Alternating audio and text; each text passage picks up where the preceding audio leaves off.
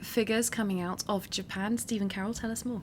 Yeah, well, it's not easy reading for the Japanese government. In fact, between April and June, the Japanese economy shrank by the largest percentage seen since the earthquake and tsunami 3 years ago. Now, that's largely down to a sales tax increase that came into force at the beginning of April. But this sharp fall in growth is going to put more pressure on the economic policies of Prime Minister Shinzo Abe. William Hildebrandt has more. The numbers are in and they don't look encouraging. Japan's economy took its biggest hit since 2011 when the country was devastated by an earthquake and tsunami. A steep decline of 1.7% after 2 previous quarters of growth. But the drop was expected. In April, Japan's Prime Minister Shinzo Abe announced a rise in sales tax from 5 to 8%. His effort to curb the world's biggest debt burden led to a shopping frenzy. Since then, consumer spending has fallen 5%, but officials say there's no reason for concern.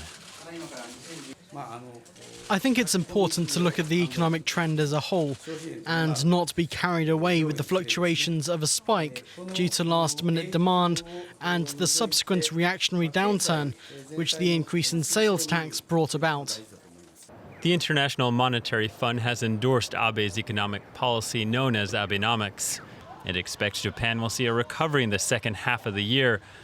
Business investment was better than expected and exports are forecast to grow. Under Abenomics, Tokyo's Nikkei stock market hit record highs.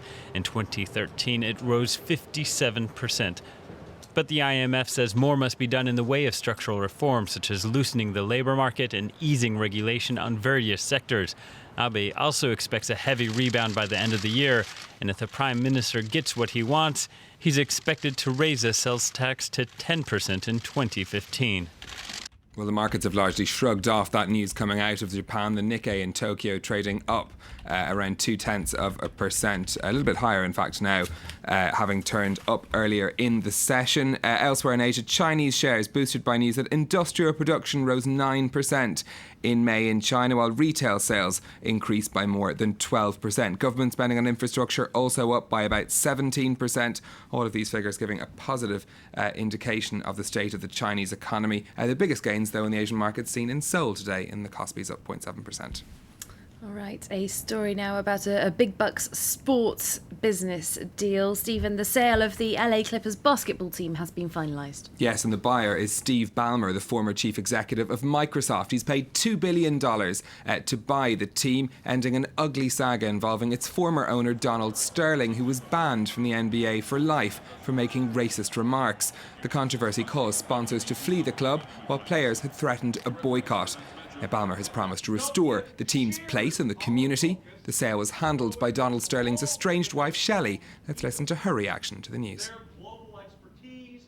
It was sold today, and I hate losing the team, but it's going to a wonderful person who's going to make us all proud.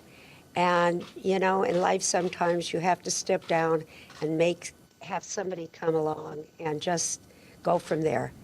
Let's take a look now at some of the day's other business stories. And shares in the maker of Candy Crush have plummeted after the company cut its sales forecast for the year. It's fueled ongoing concerns about King Digital's future profitability. Its stock fell 20% in after-hours trading. That's despite total revenues of the firm increasing by almost a third between April and June.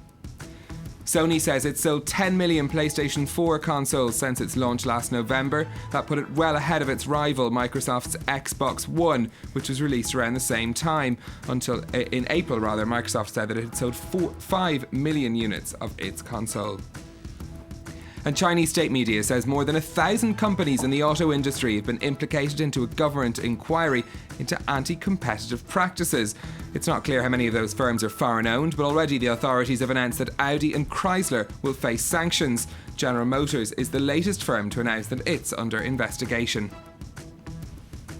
All right, finally now, we've got some news from Apple. They've become the latest technology company to give out some details of what sort of people it employs, and people who are fans of equality aren't terribly happy about what those figures say. No, indeed, and it's on trend with the other statistics that have come out of other firms in Silicon Valley. Apple's workforce is dominated, according to their diversity statistics, of white and Asian men. In fact, 80% of its global workforce of almost 100,000 people are men. In the United States, more than half of the roles are filled by white workers, while Asian employees make up another 23%. Now, just 11% of Apple's US workforce is of Hispanic origin, while 7% of workers are black. Now, that's a higher proportion than seen in either Google or Facebook. It has to be pointed out. This is after CEO Tim Cook made diversity, or rather boosting diversity at Apple, a priority after he took over from Steve Jobs. The Silicon Valley executives say particularly the education system is to blame for the lack of representation of women in workforces in Silicon Valley,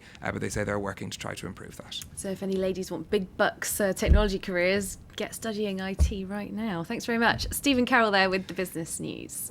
We're moving on now to web news with a look at, among other stories, how online outrage is growing over the shooting of an apparently unarmed teenager by a police officer in the US state of Missouri.